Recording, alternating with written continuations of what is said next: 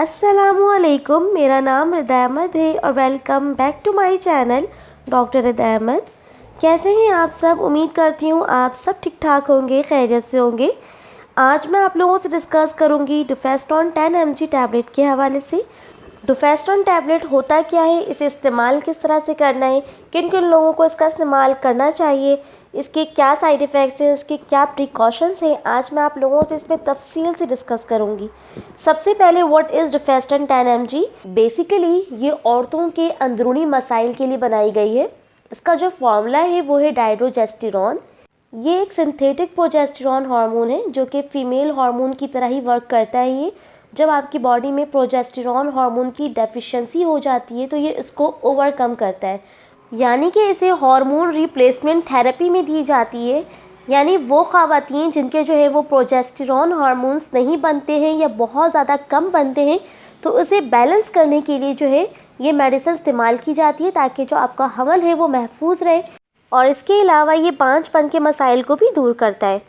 डुफेस्टन tablet जो है वो one of the best tablet है इरेगुलर पीरियड्स के लिए, यानी कि वो लोग जिनके पीरियड्स जो है वो बहुत जल्दी हो जाते हैं, या फिर 35 डेज़ क्रॉस करने के बाद पीरियड्स स्टार्ट होते हैं, या फिर जो है वो बहुत ज़्यादा लेंदी होता है या ओवर ब्लीडिंग होती है, तो इसके लिए भी ये बहुत ज़्यादा बेस्ट है। और वो ख़वातीन जिनको अभी तक पीरियड स्टार्ट नहीं हुए हैं या फिर हो नहीं रहे हैं, यानी कि उनके अभी मेनोपॉजल स्टेज जो है वो शुरू भी नहीं हुआ है, इसके बावजूद जो है वो पीरियड्स बंद हुए हुए हैं, या फिर अभी तक प्यूबर्टी स्टार्ट नहीं हुई है, तो ये इसका इस्तेमाल करें। इसके अलावा ये जो है वो मिसकैरेज के चांसेस को रिड्यूस करता है, एबॉर्शन के चांसेस को कम करता है। तो ये बहुत ही अमेजिंग टैबलेट्स हैं।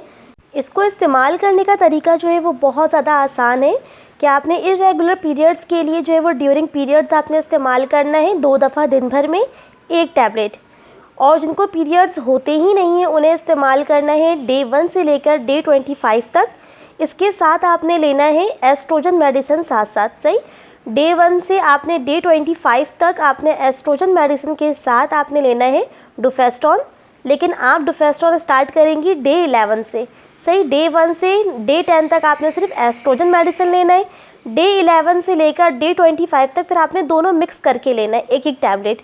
इसके अलावा जो इनफर्टिलिटी के लिए इस्तेमाल कर रही हैं, यानी कि बांझपन को दूर करने के लिए या फिर मिसकैरेज के लिए इस्तेमाल कर रही हैं कि हमल को सेव करना है, तो उसको उन्होंने इस तरह इस्तेमाल करना है कि अपने आपने डे 14 से स्टार्ट करना है और ऑनवर्ड्स इस्तेमाल करना है, यानी कि डे 25 तक, डे 27 तक इस्तेमाल करना है। और इसी तरह आपने इस्तेमाल करना है इसे 6 महीने के लिए। इंशाल्लाह आपको बहुत बेस्ट रिज़ल्ट नज़र आएगा। अच्छा, अब इसके साइड इफ़ेक्ट्स जो हैं वो इसके बहुत ज़्यादा कॉमन से हैं। अगर ये मेडिसिन आपको सूट कर रहा है, मैंने आप लोगों को पहले भी कहा है कि अगर मेडिसिन सूट कर रहा है तो जो कॉमन से सिम्टम्स होते हैं उनको जो है वो मेडिसिन के थ्रू ट्रीट किया जा सकता है। तो अगर ड्राई माउथ है तो आप पानी का ज़्यादा से ज़्यादा इस्तेमाल कीजिए। किसी को अगर डायरिया हुए तो फिर वो मेडिसिन ले लें, सही। अगर किसी को एब्डोमिनल पेन है तो उसके लिए आप पेन किलर ले लीजिए।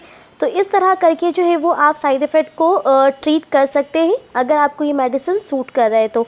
और इसके अलावा वो लोग जो कि हार्ट पेशेंट हैं या फिर लिवर पेशेंट हैं या फिर एपिलेप्सी यानी कि मिर्गी की पेशेंट हैं या फिर किसी का किडनी का मसला है, तो वो इसका इस्तेमाल डॉक्टर से पूछ कर करें, सही, क्योंकि वो उनके अपने रिपोर्ट के हिसाब से फिर वो उनको गाइड करेंगे। इसके अलावा जो है वो मोस्ट इम्पॉर्टेंट थिंग इज़ कि आपने ओवरडोज नहीं करना है। अगर डोज़ मिस हो जाए तो अगर गैप अच्छा खासा है तो आप ले लें, अदरवाइज़ नेक्स्ट डोज़ लीजिए, पिछली डोज़ को आप छोड़ दें। इसके अलावा जो है वो स्पॉटिंग का ख़ास नज़र रखें। अगर ज़्यादा स्पॉटिंग हो रही है तो फिर गायनी से जो है वो मशवरा करें।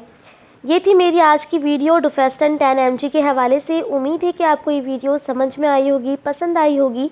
फर्दर वीडियोज़ के लिए मेरे चैनल को सब्सक्राइब कर लें।